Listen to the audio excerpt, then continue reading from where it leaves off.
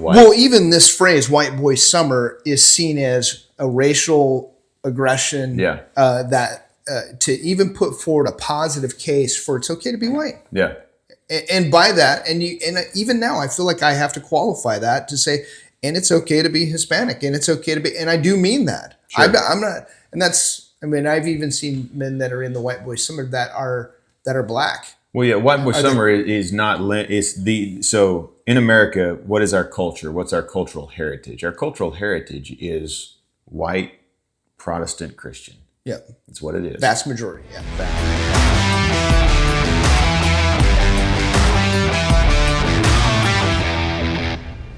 Hi, my name's Jerry Doris. This is Tanner Cartwright, and this is Snake on the Table. Brother, what's the snake?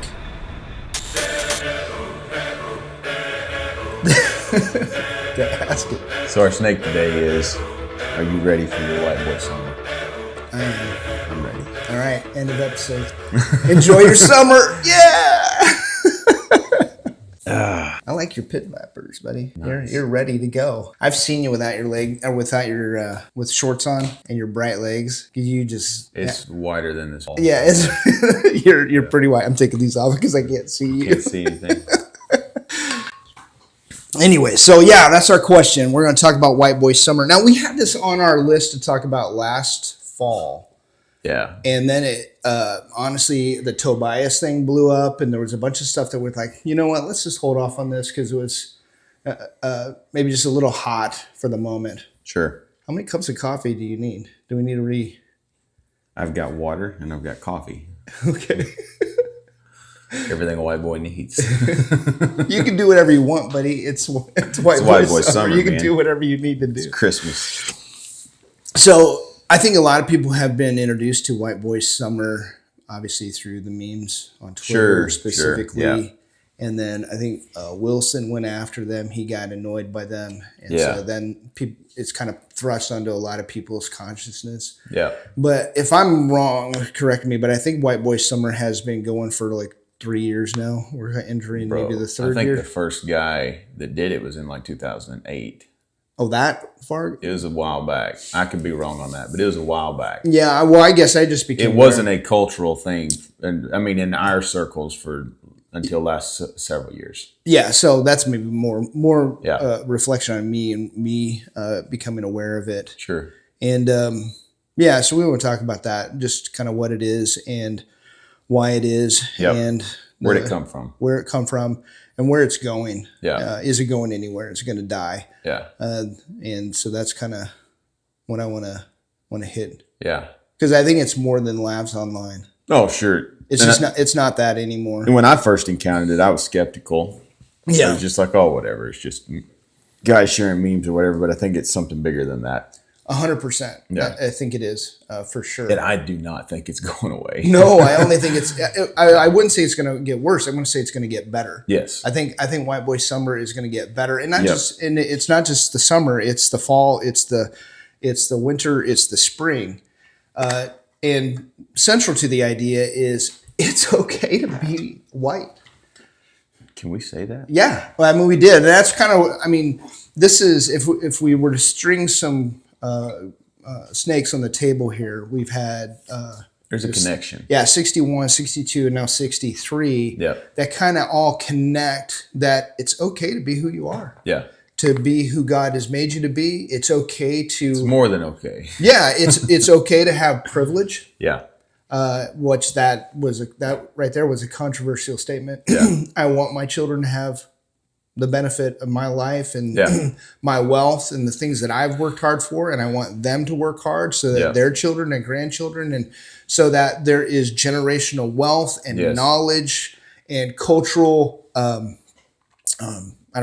just good culture that is being formed and perpetuated generationally. What's wrong with that? No, there's nothing. Yeah. There should be nothing wrong with that statement. Yep. No, my great grandfather cleared ditches for 75 cents a day. Yeah. Cleared ditches. And so he worked hard so that his children could do better than him.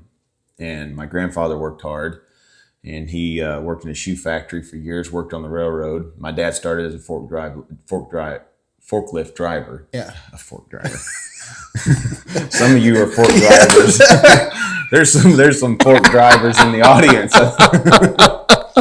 That's hilarious. But he was a forklift driver, and did really well. Worked himself up into being really successful for a company in Tennessee, and now owns his own business and has all of his sons working for him. Yeah. So bluntly, my dad's kind of living the dream in that regard. Yeah. Even I was talking to Josh Dowds about that some the other day, because he wants that, you know. And so anyway, just this idea that I want to set my children up for success and not be ashamed of that. You know, there's an idea, you see celebrities and different people being like, well, my children aren't going to inherit from me. I'm going to give it all away to charity or whatever, and they're going to do it. So they have to work themselves to do what I've done. They got to do it on their own. That's nonsense. It is nonsense. And so actually, if you look back to almost all of the founders of our nation, they were men who, like, you'd look at Thomas Jefferson. His father was a very wealthy, very successful plantation farmer. Yeah. And George Washington, same thing. These guys came from prominence. Their fathers worked hard, and there was generational wealth, and it set them up for success. Yeah. And so, that doesn't mean you're not going to be a hardworking man of principle. It just means you're set up for success. Well, I think that's the reaction. That's what people think. What happens is when you make a lot of money and then you don't transfer that entrepreneurial spirit, that work ethic, those things, doing all things for the glory of Christ, and you basically allow your children to be raised in comfort without challenge, then you have brats. Sure. You have people that are entitled brats. They're entitled. Yeah. Privilege, I wouldn't use that. We might use that term interchangeably, say they're entitled or they're privileged. No, privilege is different than entitled. Somebody who thinks that I'm owed everything and that you owe me, that's different than somebody who's privileged, who's been given a foundation to work from so that they can make it better for the next generation and the next generation. We should want that. Yep. But what's happened is we haven't. Historically here, we've kind of stopped giving the work ethic. Sure. Giving that. The work ethic right now in America is horrific. Oh, my stars. Yeah, no. Yeah, and I know you as an employer, you get it. I see it in my business, and I see it also in just our contacts that we have with the different school systems and stuff like so that. So there's a it's danger. Bad. There is a danger of people feeling entitled, and just, you know, is the business that your father or grandfather built, is that viewed by you as a cash cow, or are you viewing it as something? Oh, I can take this and make this bigger and better and more, and continue that legacy. You know, I immediately think about David and Solomon. So David was prevented from building the temple, but what he did is he planned for it, and he got all this wealth, and then he says to his son, you can do more. Yeah. And Solomon, if you read through Solomon, he's adding to this to make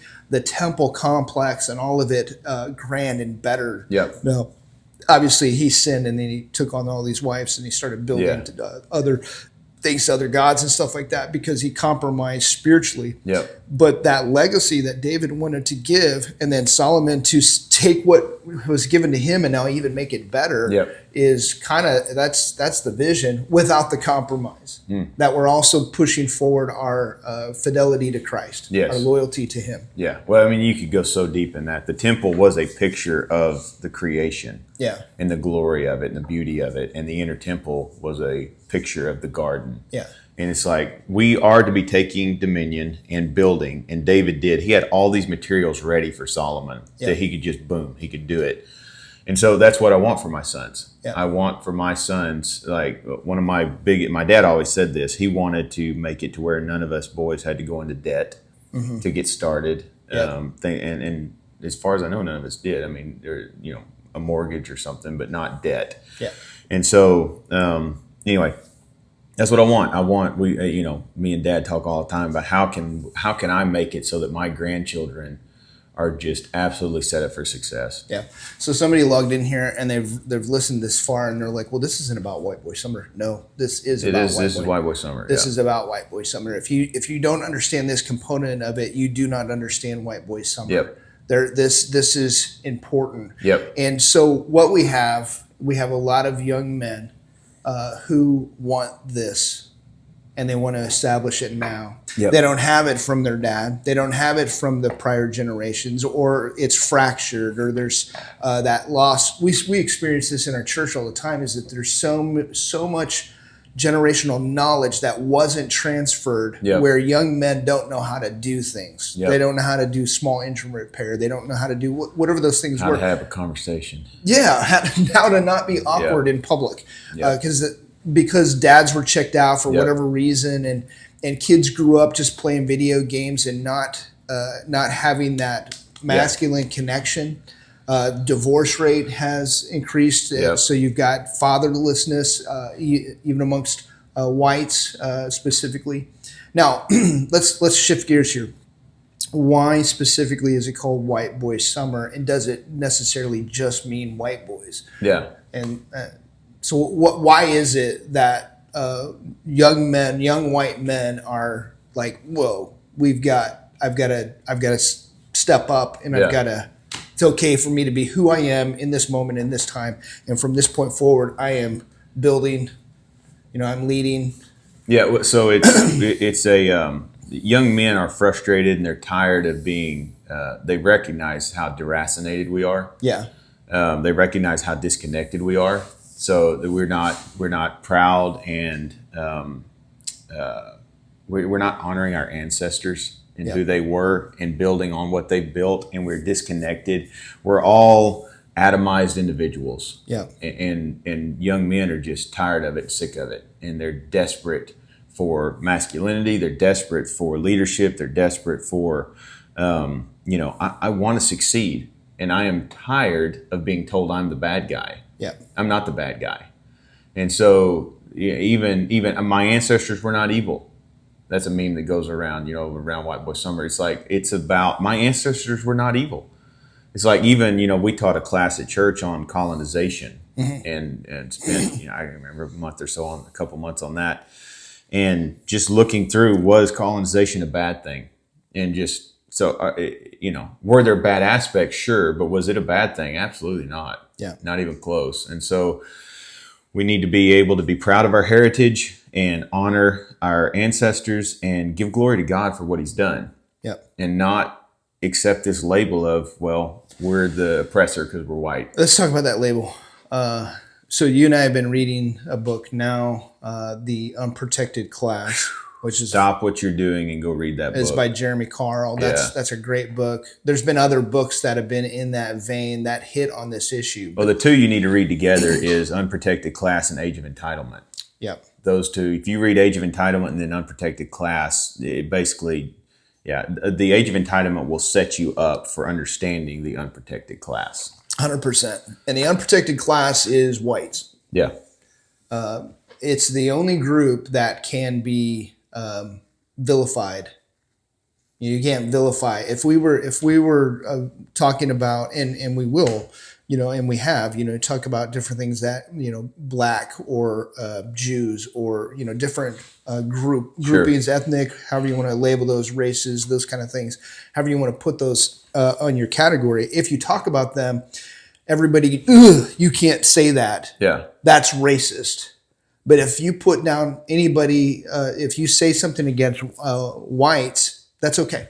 No, even to the extent of we could look up hundreds of articles talking about ending whiteness. Yes. Ending it, wiping it off the map. Yes. Getting rid of white people. White people shouldn't be the minority in America. All these things. And it's like there is an agenda, and young white men are just kind of like, I'm not ashamed of my heritage. I'm not ashamed of who I am. Yep. And so to say that, I mean, I can't remember where it was. It seemed, in my mind, it seems like it was somewhere in Texas, but the young man that got in so much trouble for just printing up flyers and putting them all over the campus that said it's okay to be white. Mm-hmm. And that was considered racial aggression. Yeah. Just saying it's okay to be white. Well, even this phrase, White Boy Summer, is seen as a racial aggression. Yeah. That to even put forward a positive case for it's okay to be white. Yeah. And by that, and even now, I feel like I have to qualify that to say, and it's okay to be Hispanic, and it's okay to be, and I do mean that. Sure. I'm not, and that's, I mean, I've even seen men that are in the White Boy Summer that are black, Well, yeah, White Boy Summer is not. So in America, what is our culture? What's our cultural heritage? Our cultural heritage is white Protestant Christian. Yeah, that's what it is. Vast majority. Yeah, vast majority. So the vast majority of people that were here at the founding, even if you look at all demographics, the Native Americans that were here, I don't even like that term, but the Indians that were here and the blacks that were here at the time of the founding, there was still over 90% were white Christian Protestant. Yeah. Okay. It was very low. There was a minority of Catholics. And then you had a couple other groups, but this country was founded on Anglo-Christian principles. Yeah. That's who we are. And so we have decided as a nation that that's bad. And I think it's because we hate Christianity, and the cultural history of Europeans was what? Christian. It was Christian. Yeah. And so I think that's why it's hated. And so it's just, we have, the people have figured out that it is in the last 20, 30, 40, even 50 years that it's become a liability to be white, and you can get a lot of clout by attacking white people.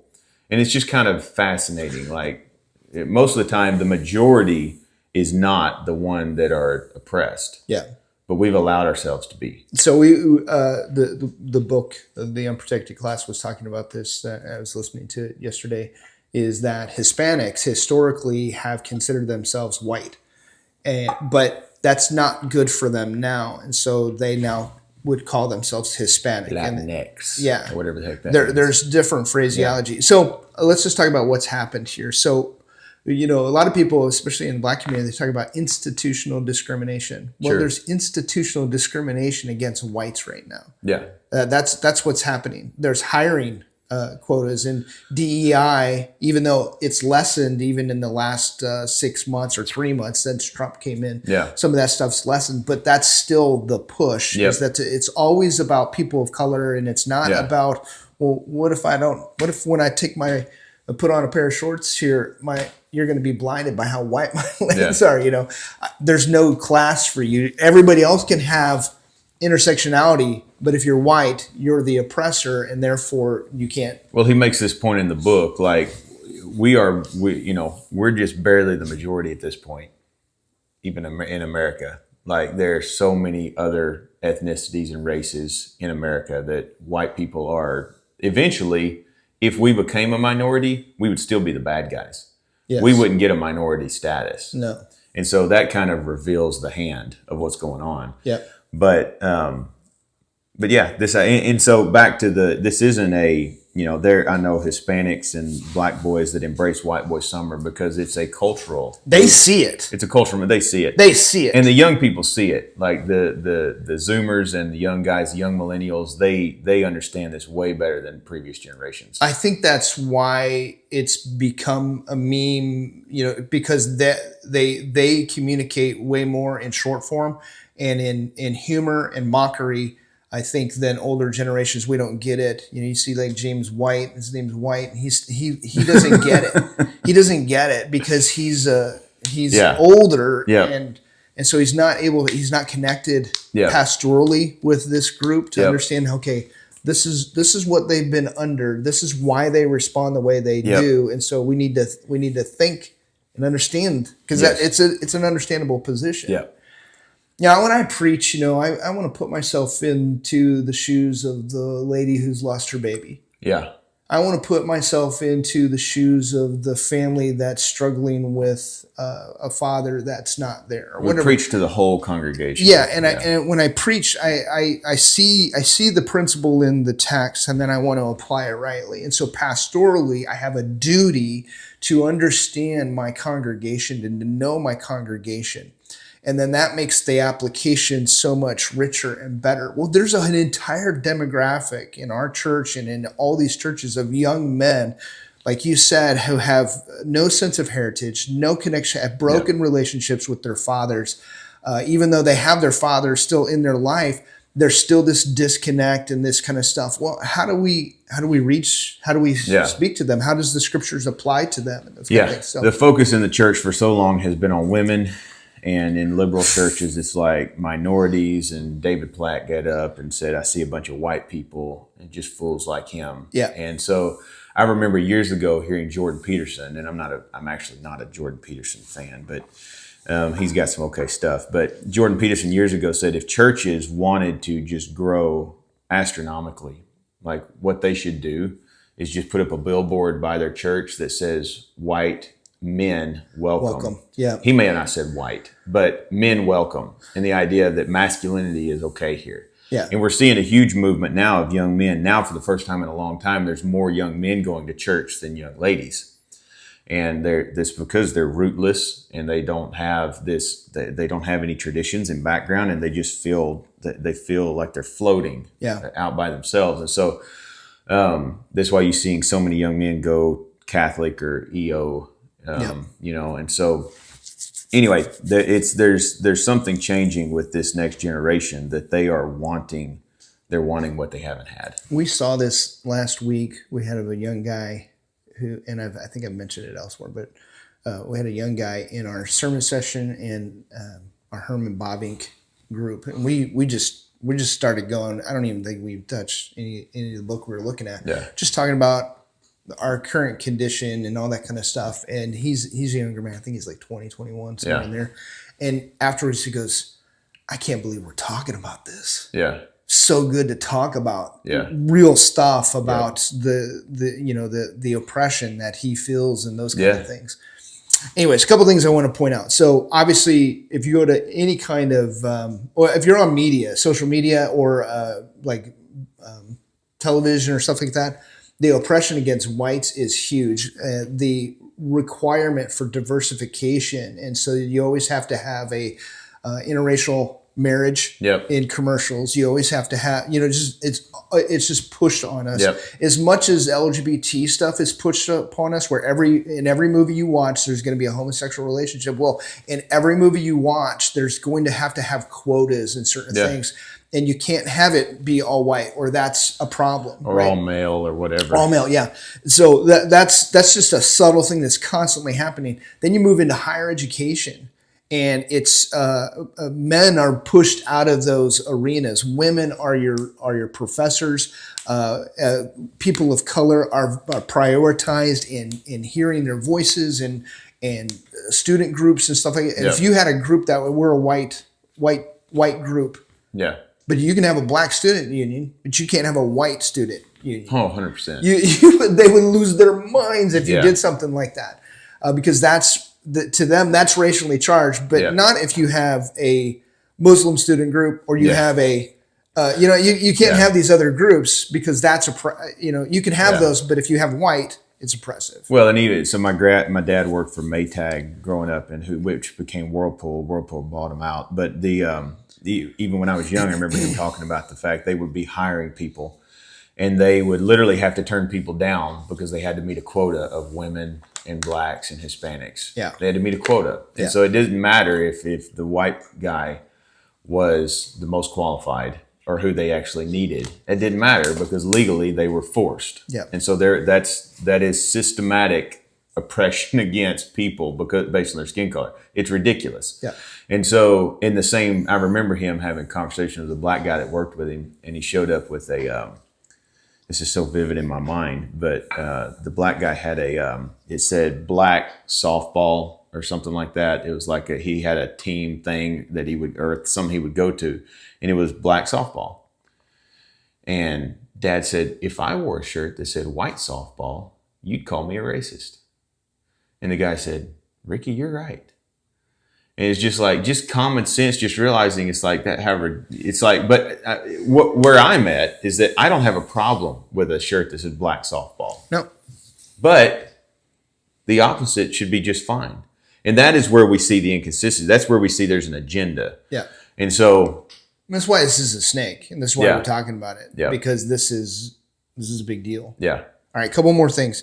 Christian white men are told to be silent. Yep. And listen. Yes. You're to blend in. You're to repent of your privilege. You have privilege, and you need to come and kiss the foot here. Sons are growing up under shame for who they are, confusion about who they are, and retreating from who they are. Yep. The state is protecting everybody's identity except the white man. Yep. And then cultural Christianity, it echoes this shame. From the pulpits, you get pastors that have imbibed this culture, and they are perpetuating this. Even now, pastors that might be watching this are like, ugh, we could never talk about this kind of stuff. Yeah. Yeah. Actually, you could. That means that probably tells you need to. You actually could. Yeah. Yeah.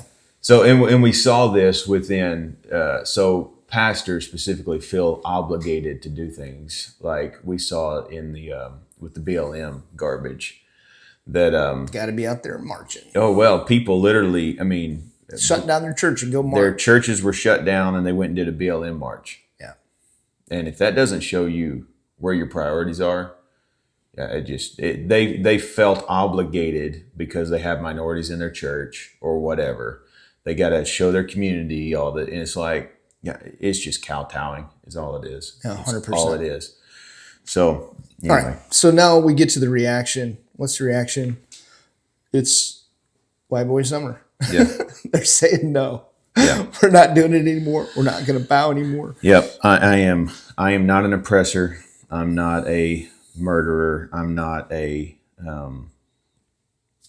I'm not. It's not who I am. Yep. And so I'm not going to accept the label anymore. So I would add this. I think a lot of White Boy Summer, at least online, socially, that group, what they call that group, are anonymous. Sure. And the reason they're anonymous is if they were vocal about how they feel about these things in their employments or in different places, they would feel that pressure would come to bear. They would lose their jobs. There would be their family would be in danger. Yeah.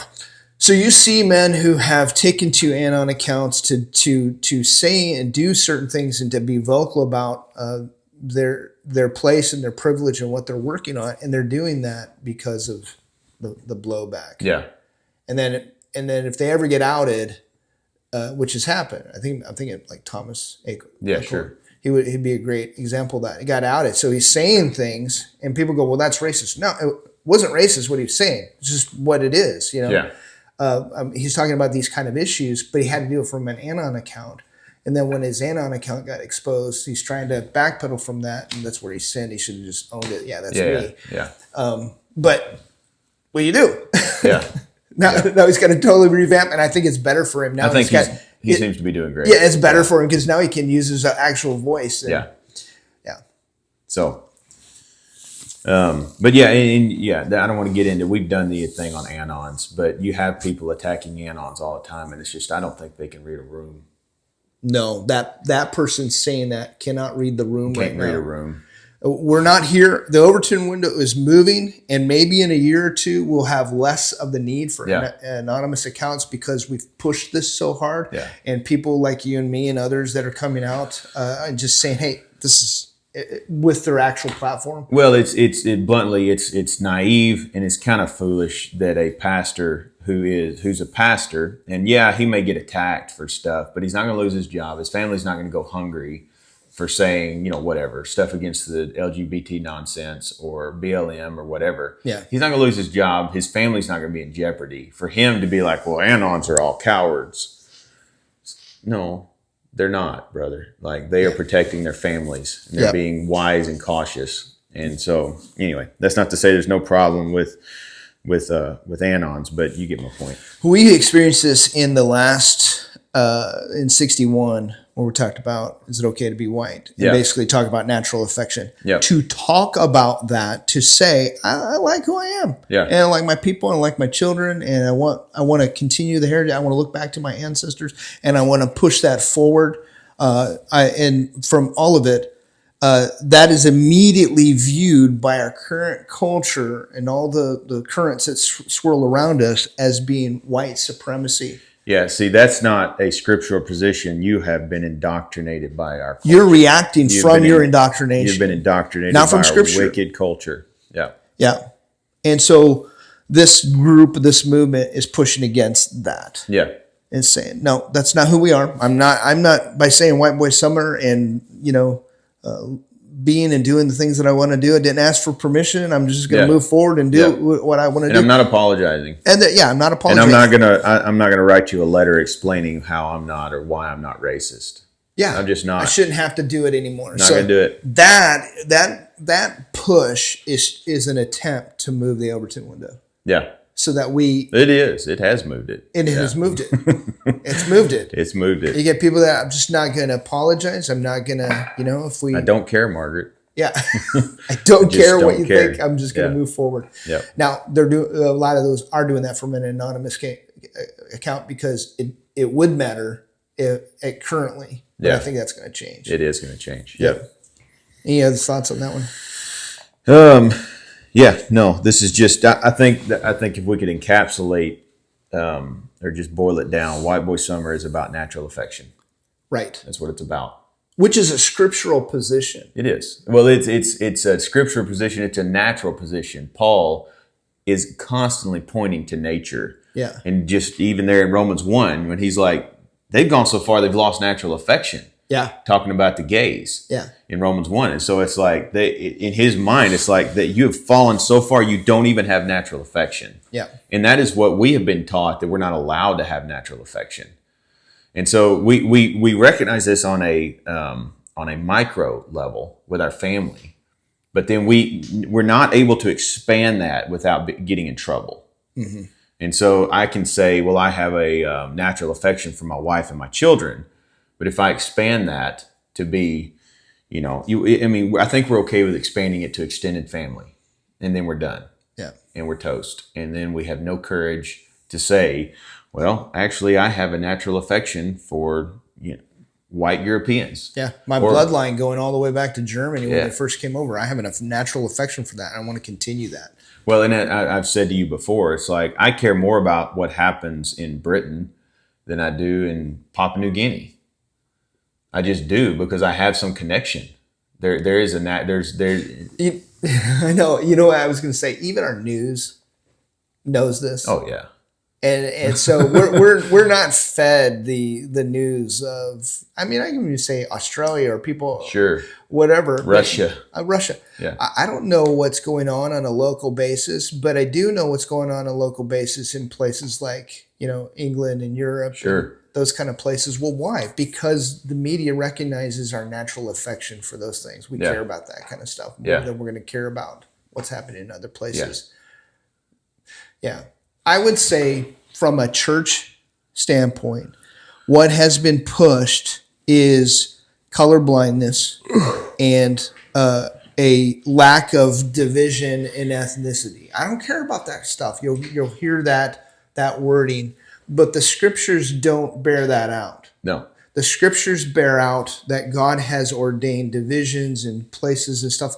There is a separation that is maintained all the way into glory around the throne. Yep. We're talking about Revelation 7:9, where every tribe and nation and tongue, they're all around the throne.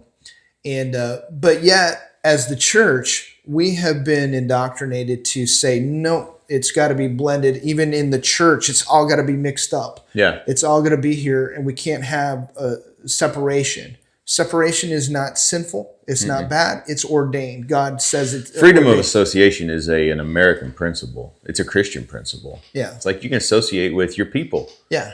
And there's nothing wrong with that. And so, I can't remember where I was going with that, but it's a true statement. Yeah. No, I had a thought that it left me, but anyway. Well, ancestry, we are told to honor our fathers. Yep. We're told to have those connections. The scriptures are clear. I've had people, good brothers who I love online, argue that just means like my father. It's like it says honor your father and your mother.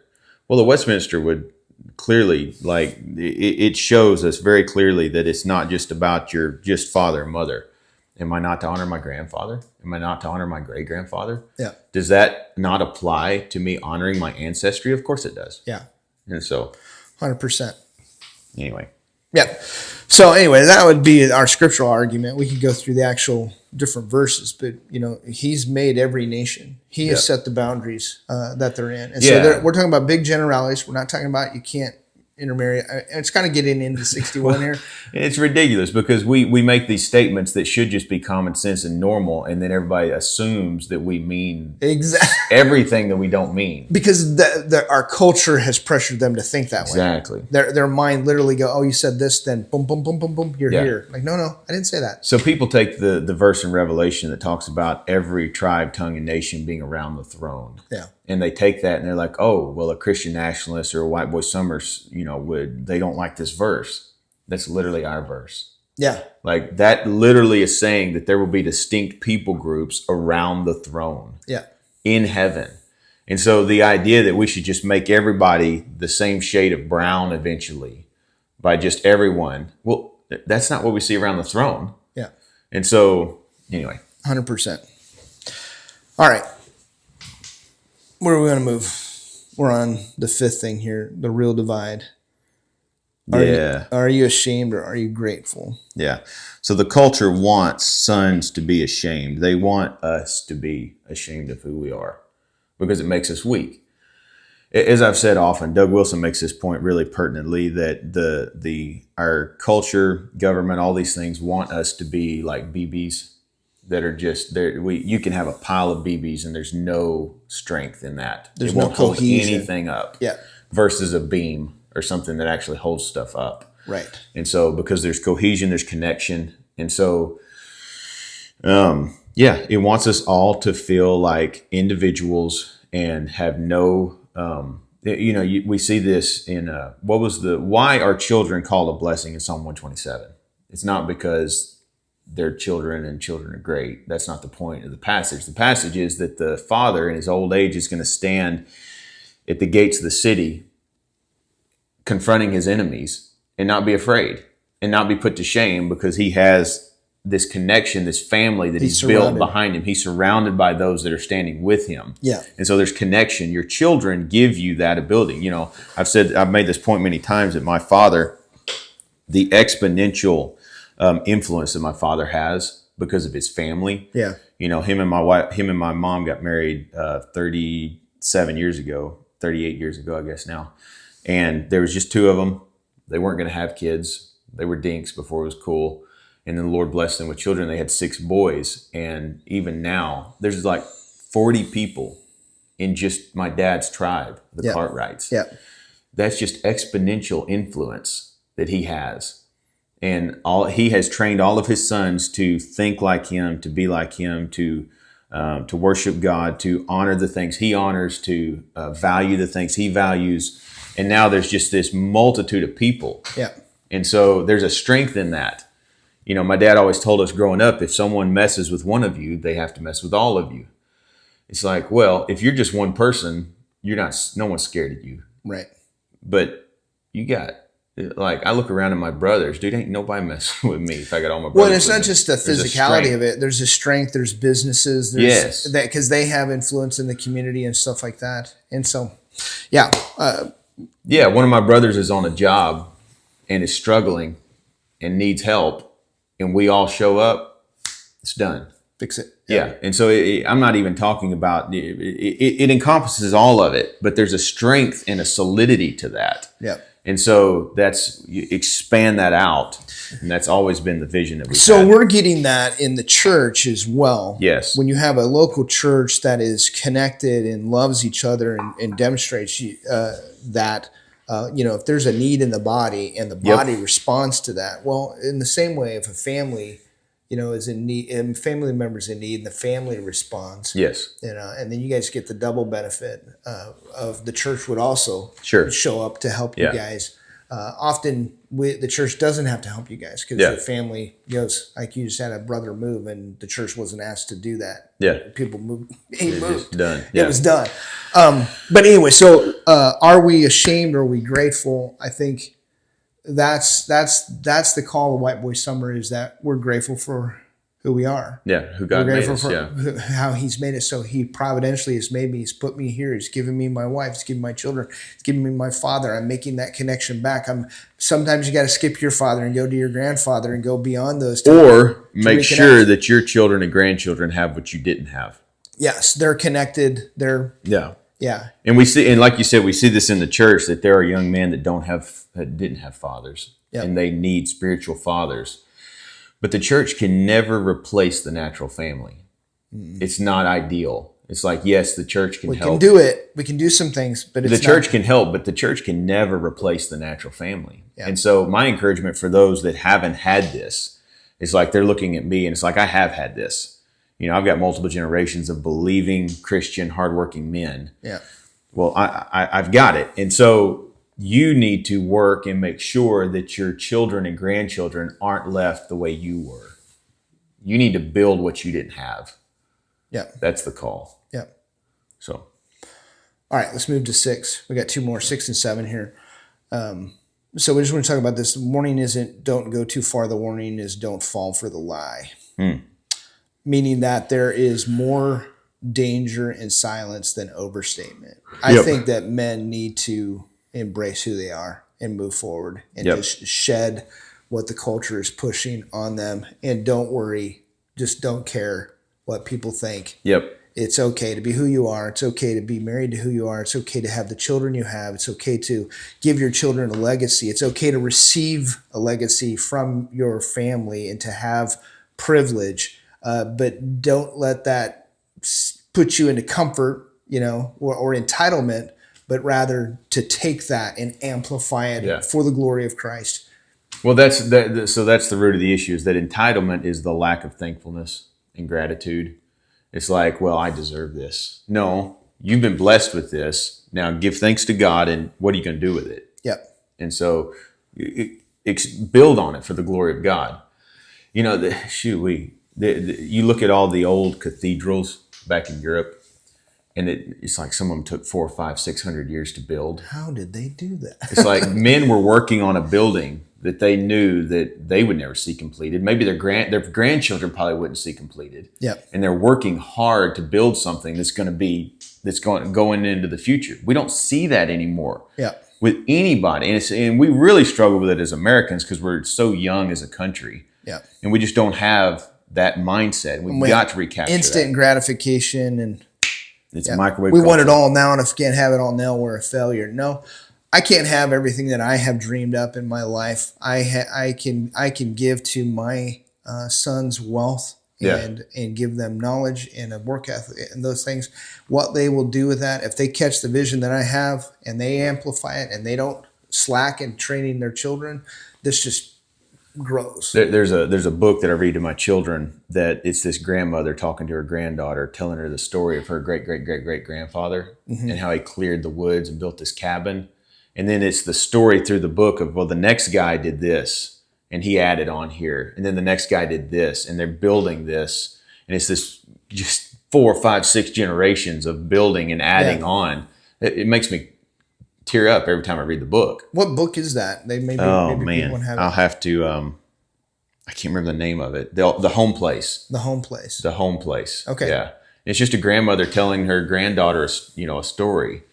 And it's like, and so then he had a child, and that child was your great grandfather, and he planted corn, and he did this, and he built a barn, and he added on a field here, and it's beautiful. It literally, like, I struggle not to tear up every time I read it to my kids, But that's the idea. Me and my wife have talked so many times about the next house we build.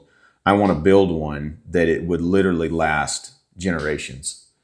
And build it in such a way that it can be added on to, and it can be a blessing to my grandchildren, great-grandchildren. And that's going to take, a lot more effort.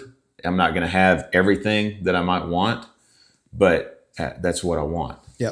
So, all right, let's look at this last question. I'm going to put my glasses back on now so we can see this. So what are you ready for? Are you ready to be mocked for being normal? Yeah, so I guess this last bit is just for you to be invited into this movement, the White Boy Summer movement. And if you're ready to be mocked for being normal, then come on. You know what I mean? We saw this during the Trump run for office when people were calling J.D. Vance weird for all of his things that were so normal. And I get this all the time. You know, the mocking that I get online is just, it's hilarious is what it is. But it's just, I'm being mocked for just absolutely being the most normal dude ever. Yeah. Loving your wife. You know, having a picture of your wife. Those things have blown up, you know. Yeah. Find yourself a woman like this and people are just think they lose their minds. Anything they can find to criticize. Yeah. And it's just all normal stuff. So if you're ready for that, come on. Yep. If you're ready to stop apologizing for things especially for things you didn't do or things that you're not, you know, you don't have to apologize. People think, you know, that you're white supremacist. You're not. Don't worry about it. Yeah. Just who cares? No, people that think that I owe the Native American community or the Indian, you know, community an apology. Yeah. Yeah. You're out to lunch. Yep. Yeah. So if you're ready to build something for your sons to inherit, without shame, then this movement is for you. And then the last one is, are you ready to say it's good to be white? It's okay. Just it is what it is. It is what it is. Yeah, no qualifiers. None. Yeah. And you shouldn't need to do that. So that's it. I think hopefully this is a broad view of this topic and this issue of White Boy Summer. I'm ready for my White Boy Summer. And here's what I want people to do, because right now there's people that are uncomfortable. Just even hearing this. Yeah. And you'll recognize this in yourself. You're going to recognize that you don't need to feel uncomfortable, but you do. And that's because you've been discipled and catechized by our culture. You've been discipled and catechized by the wicked ideology that surrounds us. Yeah. And so just consider what we have said that's unbiblical. Nothing. Yep. And so what is your grounding? What is your barometer for this topic? Well, it comes from our wicked culture, not the scriptures. Yep. So your discomfort is proof of the problem of the problem of being catechized. Yep. By the culture. Yeah. So we get our principles from the scriptures, not from the culture. And so and you have this reaction. Well, just recognize where that's coming from, and that means you need to repent. Yeah. You need to repent. Stop doing that. Stop doing that. It's okay to be who you are. And you may be watching this and you're of a different, you know, color makeup than us. It's okay to be who you are. Who cares? 100%. And let's just stop allowing our culture and our society to push us around. Yeah. That's what's happening. These currents are just pushing us around. We don't know why we think the way we think. Well, when we start to deconstruct why we're thinking, we go, wait a minute, who's pushing this narrative? Who's pushing this kind of stuff? Who wants us to be so divided and hate each other and hate ourselves? Who's wanting that? Yeah.